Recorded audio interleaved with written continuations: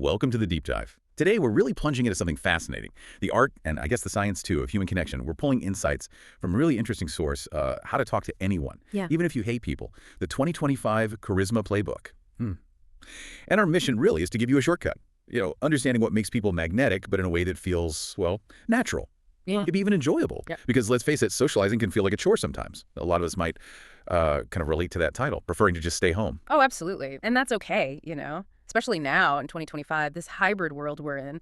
It's unique, half digital, half, well, human. Connecting is easier in some ways, but definitely harder in others. Oh, like we're always on Zoom or Slack or whatever. But exactly. All this text and DMs, they don't always add up to real connection, do they? We're sort of craving something deeper. Yeah, the source really hits on that. Authenticity is like gold dust right now. With all the AI replies and, perfectly curated online lives, people want something real. Totally. Which is why this is so timely. So we're going to unpack some surprising stuff today, really practical things you can actually do. Because charisma, it's not magic. It's a skill. You can learn it. Even if you're introverted or anxious or, even if you secretly think you hate people sometimes. And the benefits are huge. Seriously. Research shows strong connections boost well-being/stress. They can even add years to your life. That's not trivial. Wow. So whether it's work or friends or just, getting through that next family dinner, this is for you. All right, let's dive in. First up, the Charisma Code.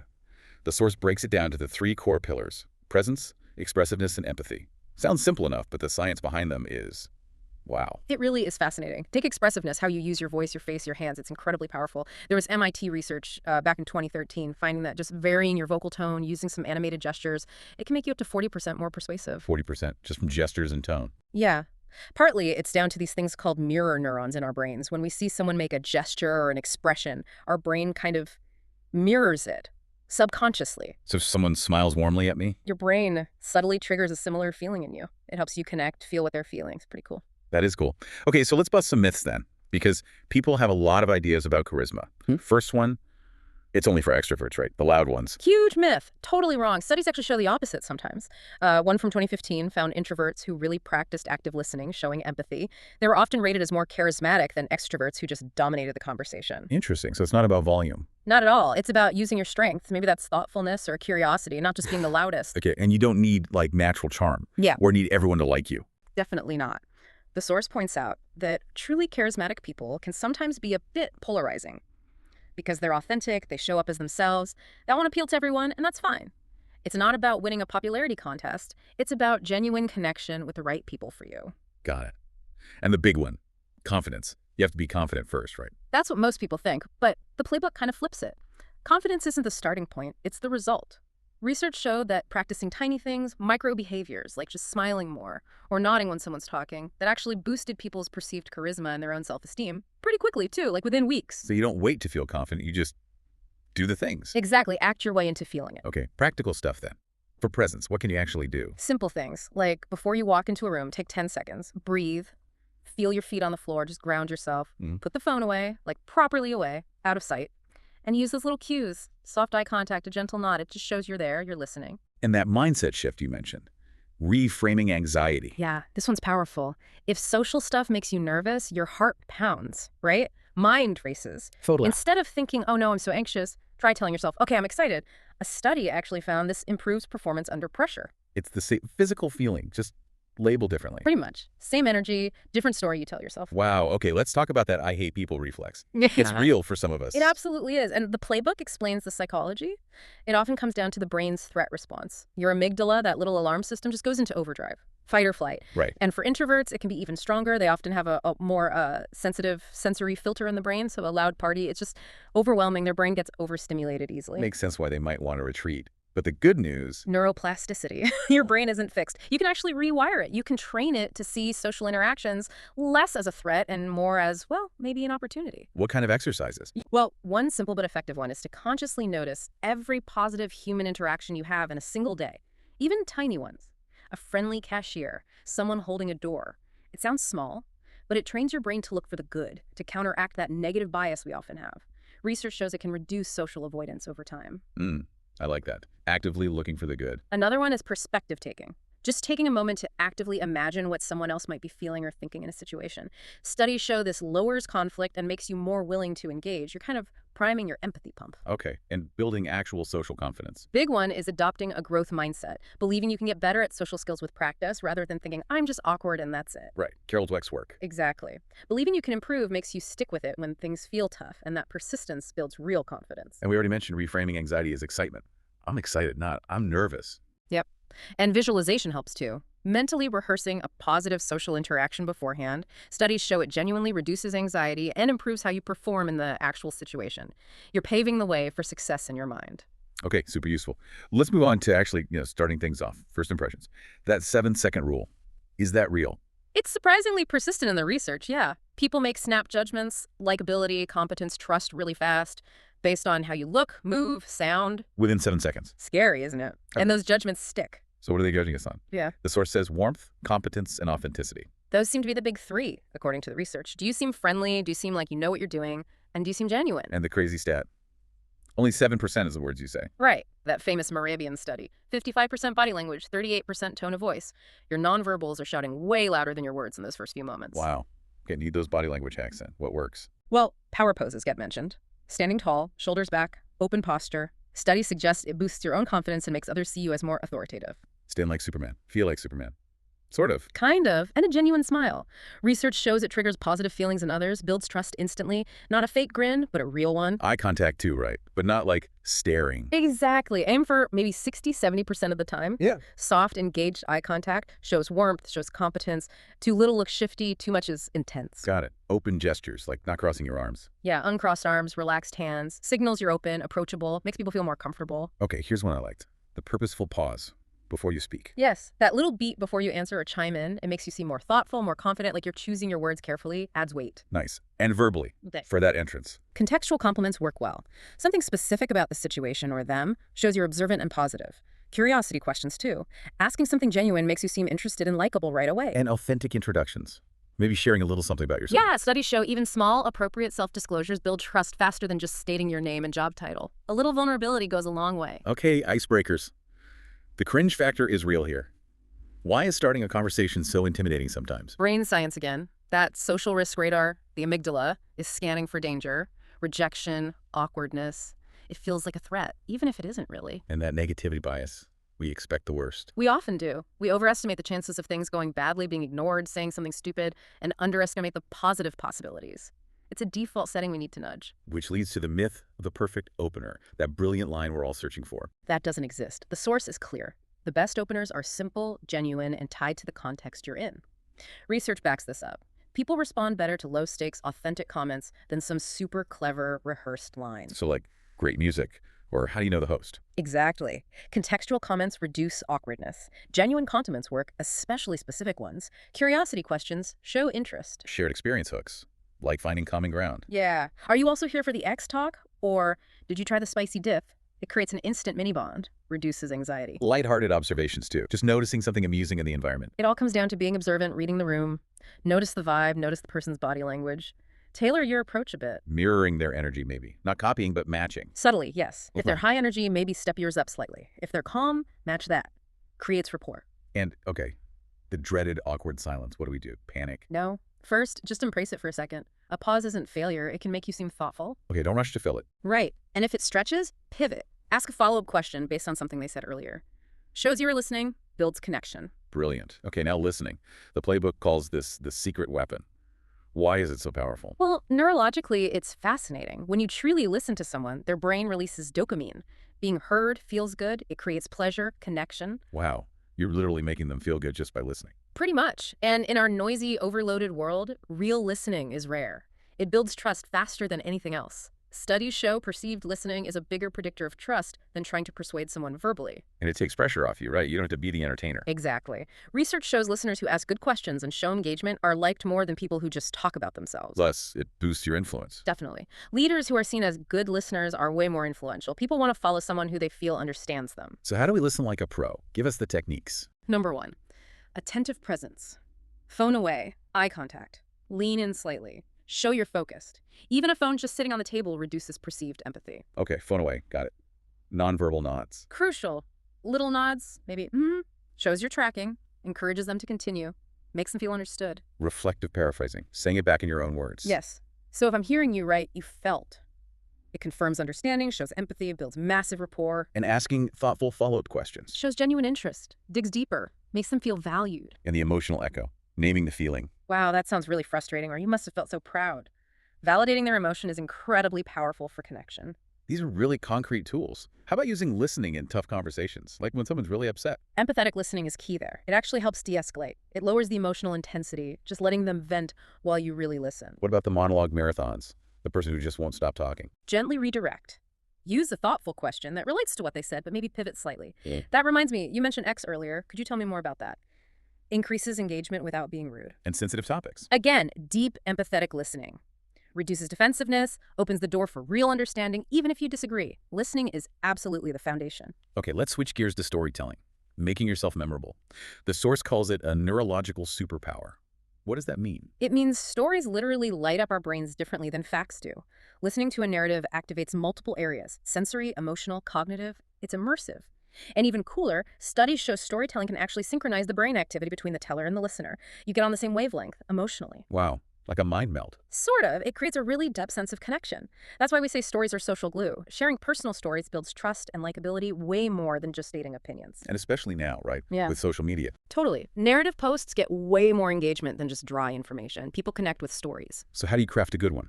The classic structure. Setup, journey, payoff. That's the core. The setup needs to hook them fast. Research shows engaging openings boost listener attention significantly. The journey needs that arc-rising action, a challenge or turning point, some emotional depth. Keep them invested. And the payoff, the takeaway, the lesson, the feeling you leave them with. And how you deliver it matters too. Voice variety. Huge. Avoid monotone. Vary your pitch, pace, volume. It keeps people tuned in. Studies show it boosts attention by like 30%. Gestures. Using your hands. Definitely. Moderate natural hand movements increase engagement and help people remember what you said. Don't go wild, but don't be stiff either. Eye contact during the story. Essential. Brief, intentional glances connect you, make you seem sincere, and pauses. Strategic pauses build suspense, add emotional weight. Don't rush. What are the pitfalls? Things to avoid? Oversharing is a big one, especially early on. Share enough to connect, but don't dump your entire life story. It can backfire. Be too vague. Yeah, kills engagement. Use specific details, sensory language, help them picture it. And like we said, avoid that monotone delivery. Right. Okay, how about humor? Making people laugh without, bombing. Humor is powerful stuff. Scientifically, it hits the brain's reward centers, releases dopamine, feels good. Reduces stress. Yep, lowers cortisol. A good laugh is genuinely healthy, and it's amazing social glue. Shared laughter makes people feel warmer, more connected, more likable. And it's big online too, right? Humorous posts get more traction. 50% more engagement, according to one study. It cuts through the noise. So what are the safe ways to be funny? We don't all have to be stand-up comics. Definitely not. Playful observation about the situation works well. Creates a shared moment without targeting anyone. Mild, self-deprecating humor can be good too. Shows humility, makes you relatable. Don't overdo it, but a little bit works. Relatable anecdotes. Funny things that happen to you. Yes, especially if they highlight common struggles. Builds bonds. Playful exaggeration can be funny and safe. And the callback, referencing an earlier joke or moment, shows you're witty and paying attention. Timing and tone seem crucial, though. Absolutely. Humor often lands best when the mood is okay, maybe a little neutral or tense. It can lighten things up. And always a friendly, warm tone. Sarcasm is risky unless you really know the person. And if a joke totally flops, we've all been there. Own it. A simple, oof, okay, maybe not that one, shows vulnerability. It makes you more likable. Or just quickly pivot, ask a question, change the subject smoothly. Reframing it like, well, that was an experiment, can work too. Good recovery tips. Okay, navigating the tricky stuff. Difficult people. The social jungle. Yeah, and the psychology often comes back to that threat response again. Heightened amygdala activity. It's often about their stress or insecurity, not just you. The source mentions types like the bulldozer, the negator. The manipulator, the ghost. Yeah. Yeah, recognizing patterns can help you respond more effectively. And it's harder online sometimes. The digital jungle. For sure. Fewer nonverbal cues mean more room for misunderstanding, more potential for conflict.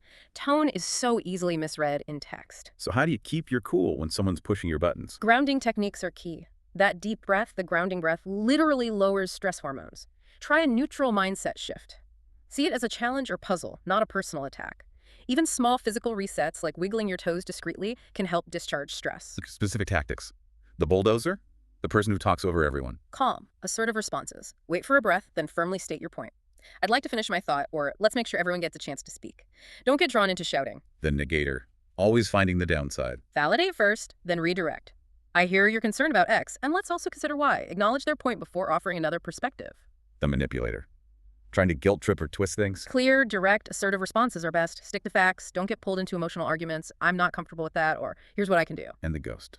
The super quiet one. Open-ended questions. Show genuine curiosity. Make it safe for them to share. Don't pressure. Just invite. And boundaries are huge here, right? Without totally alienating people. Absolutely crucial. Clear boundaries reduce your stress and actually improve interactions. And enforcing them consistently, calmly, reduces conflict over time. It's about respect for yourself and others. Okay, let's shift to the digital world. Digital charisma. Texts, Zooms, emails. It's different. It really is. That cue deficit is real. Fewer nonverbal signals, so our brains have to work harder, and misinterpretations happen. Like 20% of digital messages get the tone wrong. And Zoom fatigue.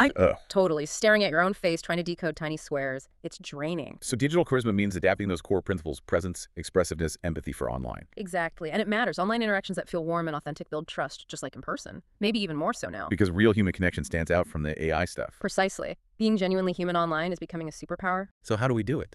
Magnetic digital presence. Video calls first. Optimize your setup. Good lighting makes a huge difference. Camera at eye level. Think about your background, keep it uncluttered, maybe add a personal touch. It all signals competence and personality. Your voice matters too, even without video. Definitely. A warm, varied tone comes across well in calls and even voicemails. Try to sound engaged, not bored or rushed. And in writing texts, emails aim for warmth and clarity. Friendly tone, clear point. Emojis can help convey tone, used strategically. And listening. Yeah. How do you listen actively online? Use the cues you have. Paraphrase in chat, so you're saying. Use reaction buttons, ask follow-up questions. Show you're tracking and engaged. Curating social media too, not just posting randomly. Yeah, think about blending authenticity with value. Share things that are genuinely you, but also things that are helpful or interesting to others. That attracts real connection. And avoiding the pitfalls. Miscommunication, oversharing. Be mindful. Reread messages before sending to check tone. Be selective about what you share. Mystery can be good. And watch out for digital burnout. Take breaks, set boundaries with notifications. Let's talk vulnerability. The source calls it a superpower. Why? Because neurologically, sharing something personal activates reward centers in both the sharer and the listener. It releases oxytocin, the bonding hormone. It literally brings people closer. And it lowers stress too.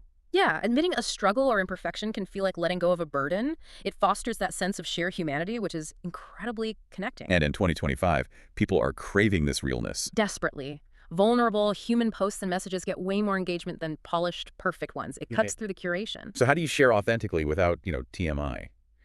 Oversharing. It's about degrees. Share relatable struggles, minor frustrations, everyday challenges. It shows you're human. Honest admissions about small weaknesses make you seem approachable, especially for leaders. Sharing your values. Big one. Talking about what's important to you builds trust on a deeper level. Taking a reflective pause in conversation allows for deeper sharing.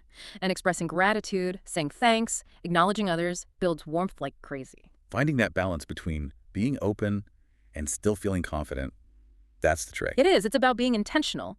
Sharing enough to connect, but not so much that you feel exposed or make others uncomfortable. Reading the room is key here, too. Okay, charisma under pressure, high-stakes moments, presentations, negotiations, difficult feedback. Right, your amygdala fires up, fight or flight kicks in. But stress isn't always bad. Moderate stress can actually sharpen your focus if you channel it. That reframing trick, again, this isn't scary, this is exciting, this is a challenge. And charisma in those moments means staying warm and competent. Exactly. People who can hold on to both under pressure are seen as incredibly charismatic and trustworthy. And these high-stakes moments feel amplified online sometimes. Yeah, fewer cues, more pressure to perform perfectly on screen. So staying calm techniques, the power breath. Deep inhale, slow exhale.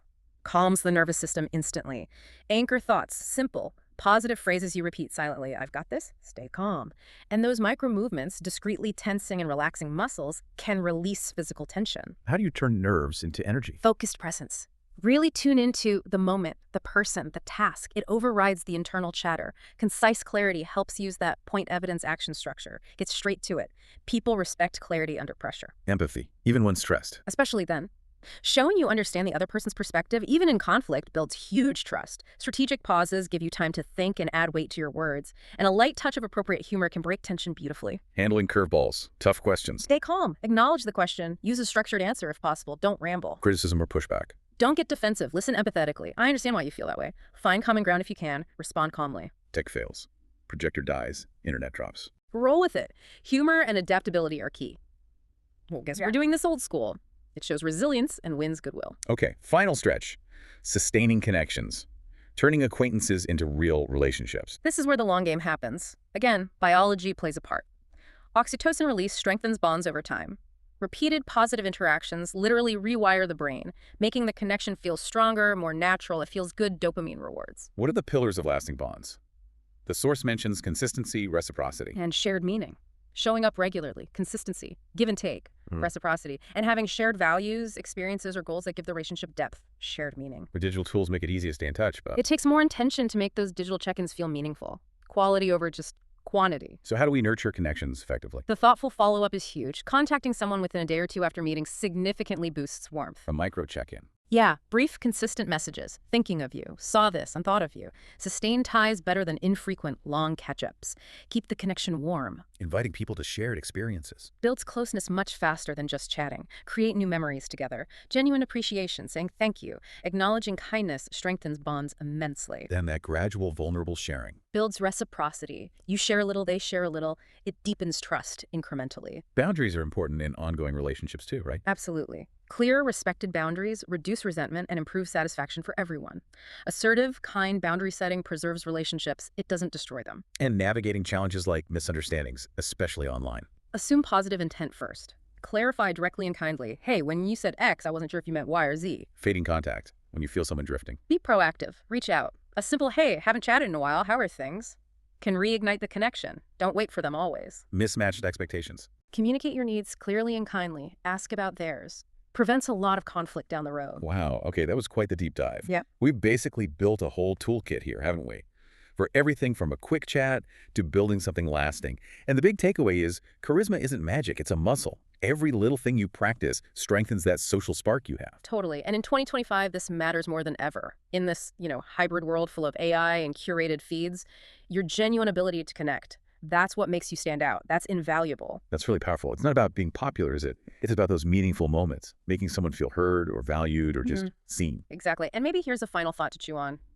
Your ability to connect, even if you sometimes feel like you'd rather not, that's kind of a quiet revolution. You're not just talking to people. You're influencing how they feel, how they think, how they relate. You're shaping the social fabric one interaction at a time. So the challenge is to actually use this playbook. Pick one thing this week. Maybe it's a micro check-in. Maybe it's trying that power breath before a call. Just try one thing. See what happens. Notice the ripple effect. Your charisma legacy. It starts right now. And honestly, it's unstoppable.